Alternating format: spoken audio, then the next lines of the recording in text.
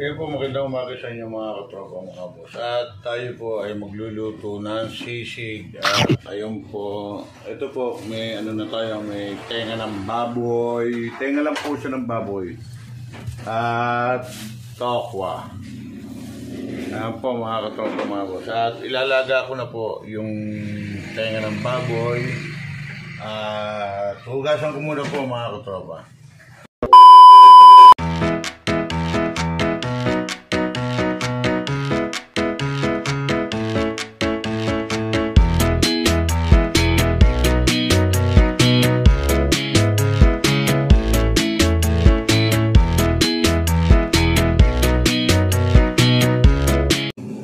Dalawain po natin ang hugas mga katropa para mas maganda.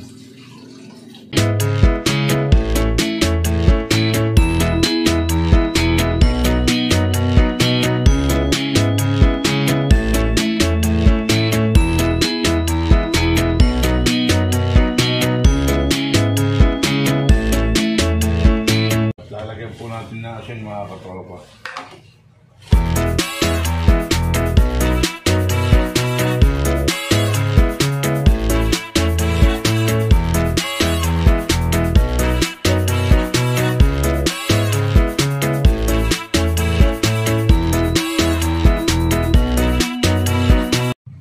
Ito yung mga katropa, tatakpan na po natin ang ating mahiwagang pressure cooker. Ayun, yung baby ko kumakaway pa.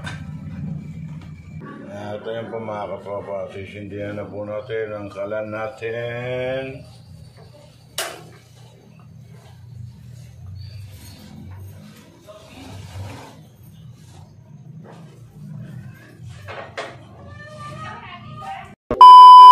Kaya mga katropa, at yung tokwa naman po ang hihiwain natin. At meron pong batang malikot din eh.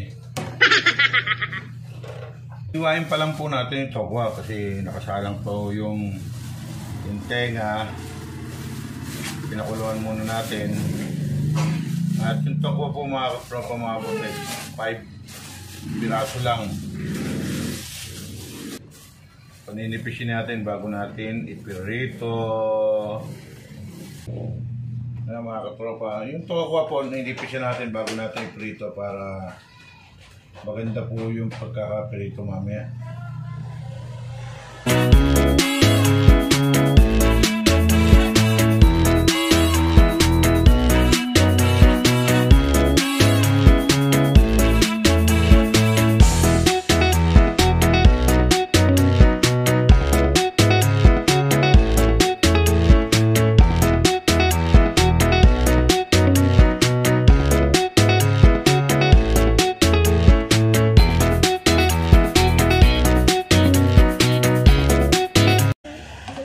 Ito na mga katropa, iniwan natin ito. Pamaya-maya po natin pirituhin. At yan po, habang hinihintay po natin pakuluin yung tenga at mamaya-maya po pipirituhin. At i-update ko na lang po kayo mamaya-maya mga katropa mga boss. Ito yung mga katropa mga boss. At ayun, pinatay na natin apoy dito sa pressure cooker. Dahil pilalambot natin yung tenga. Tingnan natin kung kung pwede nang buksan. Tingnan natin kung malambot na mga katropa mga boss. Ayan, tingnan natin mga katropa. Kaya pinasingaw natin. Ito yan po mga katropa mga boss. At malambot na po. At ipapwesto na po natin dito sa may air fryer. At ito po yung air fryer natin. Kukunin natin mga katropa. Marami pa pala siya. Tinisin muna natin. Ngayon naman pala mga katropa, pinaganuhan lang pala ito ng fried chicken kangina. So hindi natin linisin. At ilalagay na po natin itong tenga ng baboy para lumutong. Kaya na mga katropa, kaya lang di kakasya, kaya dalawa muna po isa. Yan mga katropa. Linisin muna natin to mga katropa. Ito yan mga katropa. Linisin na natin ni kawali. At ito na po, lulutuin natin mga katropa. Palulutungin po natin. At yan mga katropa, mainit na yung kawali at lalagyan po natin ng mantika.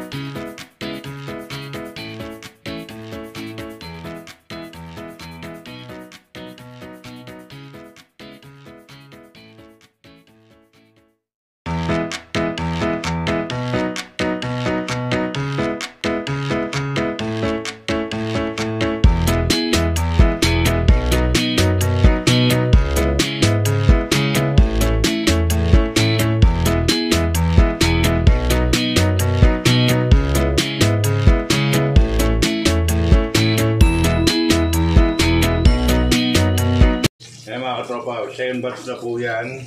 Kunti lang po ilalagay natin to ako mga katropa.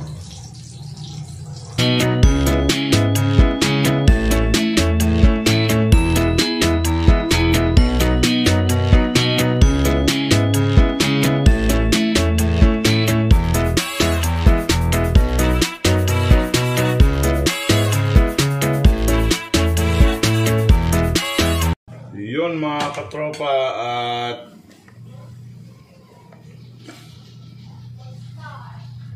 patititiin lang natin yung mantika na labi sa tokwa. At ayun mga katropa, yun po yung crispy tenga.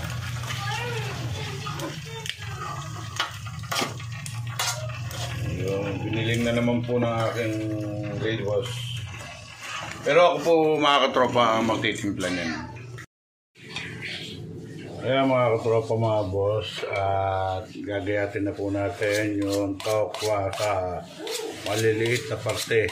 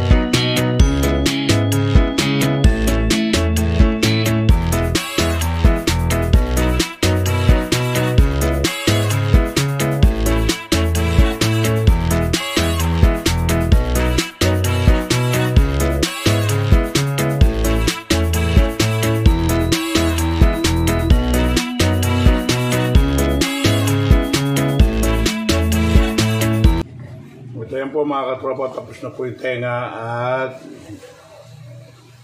tokwa. Ayan mga katropa mga boss, ito po yung ingredient natin. Medyo lulutuin muna po natin. Ang lalagay natin is sibuyas na pula, siling pula at siling berde. Ito pong puti ay tatapin na lang po natin mga katropa mga boss doon sa sisig na gagawin po natin mga katropa. Okay, tara, luto na tayo. Yan mga katropa, pinahinit na po natin yung sika. Ito na rin po tayo ng prito ng tokwa mga katropa.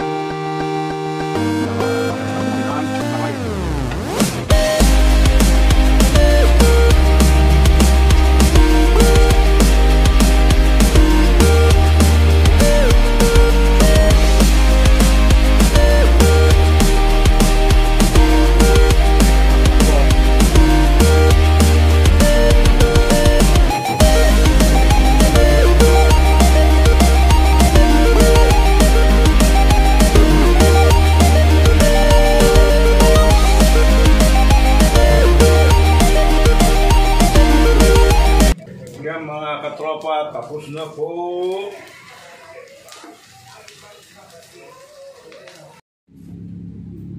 Yan mga katropa, lalagyan po natin ng mayonnaise.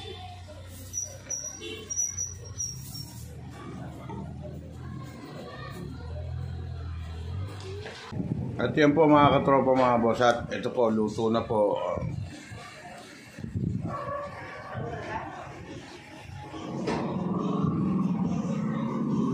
Sisig po yan na may tokwa.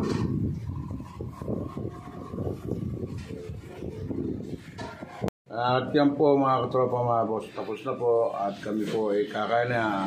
At hanggang dito na lang po yung aking video. Shoutout po kay RCTV Official, kay Prime Suspect, shoutout sa iyo. Kaya mo magpakilala kung sino ka. Shoutout po sa lahat. Sa Mandirigma 314. At shoutout po sa lahat po na sumusuporta sa akin. Maraming salamat po. At kung susuporta pa, maraming salamat po sa inyo lahat mga katropa mga boss.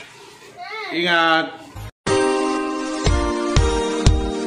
I know we're falling down.